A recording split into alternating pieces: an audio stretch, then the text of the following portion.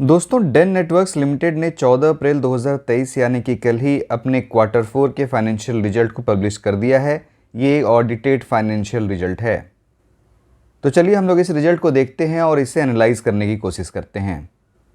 ये इस कंपनी का कंसोलिडेटेड फाइनेंशियल रिजल्ट है और यहाँ सारे फिगर मिलियन में बताए गए हैं। मैं आपको फिगर्स को करोड़ में कन्वर्ट कर बताऊंगा except earning per share. Quarter 4 में रेवेन्यू फ्रॉम ऑपरेशंस 283 करोड़ है, जो प्रीवियस क्वार्टर में ये 277 करोड़ था और प्रीवियस ईयर के क्वार्टर 4 में ये 303 करोड़ था। Revenue from operations year on year लगभग 7% गिरा है और क्वार्टर ऑन क्वार्टर बेसिस पर इसमें मात्र 2% की ही बढ़त हुई है। ये बहुत ही मार्जिनल बढ़त है। तो रेवेन्यू फ्रॉम ऑपरेशंस तो हमें फ्लैट ही दिख रहा है। क्वार्टर 4 में टोटल इनकम 310 करोड़ है, जो प्रीवियस क्वार्टर में 319 करोड़ था और प्रीवियस ईयर के क्वार्टर 4 में ये 329 करोड़ था। Total income year on year basis पर 6% गिरा है और क्वार्टर ऑन क्वार्टर के सिक्वेंशियल बेसिस पर भी इसमें लगभग 3% की गिरावट ही हुई है। क्वार्टर 4 में profit before tax 31 crore 26 lakh है, जो प्रीवियस क्वार्टर में ये 49 करोड़ 72 लाख था और प्रीवियस ईयर के क्वार्टर 4 में ये 50 करोड़ 41 लाख था। तो profit before tax year on year basis पर लगभग 38% गिरा है और अगर हम लोग सिक्वेंशियल देखें तो भी इसमें 37% की गिरावट ही है। क्वार्टर 4 में प्रॉफिट आफ्टर टैक्स या नेट प्रॉफिट 126 करोड़ है, जो प्रीवियस क्वार्टर में ये मात्र 49 करोड़ था और प्रीवियस ईयर के क्वार्टर 4 में भी ये लगभग 49 करोड़ ही था। तो आप ये सोच रहे होंगे कि प्रॉफिट बिफोर टैक्स तो ईयर ऑन ईयर और सिक्वेंशियल दोनों ही बेसिस पर गिरा है, लेकिन इस क्वार्टर में प्रॉफिट आफ्टर टैक्स इतना कैसे बढ़ गया? तो इसकी वजह है डेफर्ड टैक्स एसेट। आप देखिए यहाँ लगभग 95 करोड़ का डेफर्ड टैक्स एसेट है। इसी वजह से इस क्वार्टर में आपको इतना प्रॉफिट इन्फ्लेटेड दिख रहा है, लेकिन एक्चुअल में ऐसी बात नहीं है। तो आपको क्वार्टर 4 के प्रॉफिट आफ्टर टैक्स को देखकर ज़्यादा एक्साइटेड या ऑप्टिमिस्टिक होने की ज़रूरत नहीं है। क्वार्टर 4 में अर्निंग पर शेयर 2 रुपये 80 पैसे है, जो प्रीवियस क्वार्टर में 1 रुपये 3 पैसे था और प्रीवियस ईयर के क्वार्टर 4 में 1 रुपये 5 पैसे था।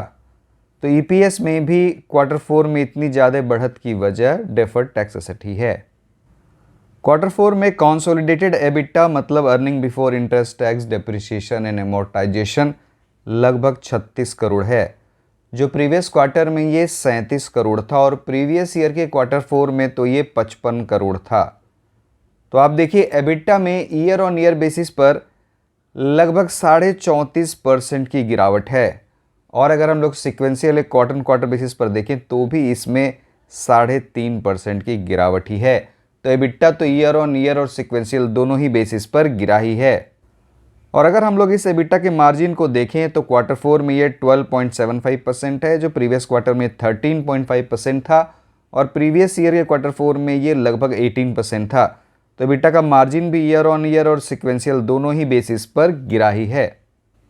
तो दोस्तों, हम लोगों ने देख लिया कि इस कंपनी का रेवेन्यू फ्रॉम ऑपरेशन तो फ्लैट है और इस कंपनी के प्रॉफिट बिफोर टैक्स में ईयर ऑन ईयर और सिक्वेंशियल दोनों ही बेसिस पर अच्छी खासी गिरावट दिख रही है, लेकिन इस कंपनी के प्रॉफिट आफ्टर टैक्स में ईयर ऑन ईयर और सिक्वेंशियल दोनों ही बेसिस पर अच्छी खासी बढ़त दिख रही है और इस बढ़त की वजह है डेफर्ड टैक्स एसेट। इसे आप एक्चुअल मत समझिए।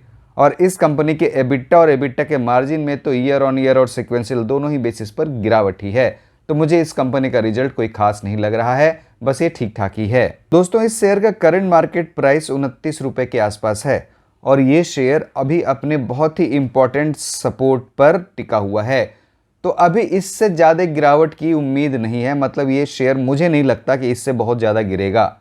हाँ, लेकिन ये ज़रूर है कि अप साइड में थोड़ी दिक्कत आ सकती है, क्योंकि कंपनी ने बहुत ही अट्रैक्टिव क्वार्टर 4 के रिजल्ट नहीं दिए हैं।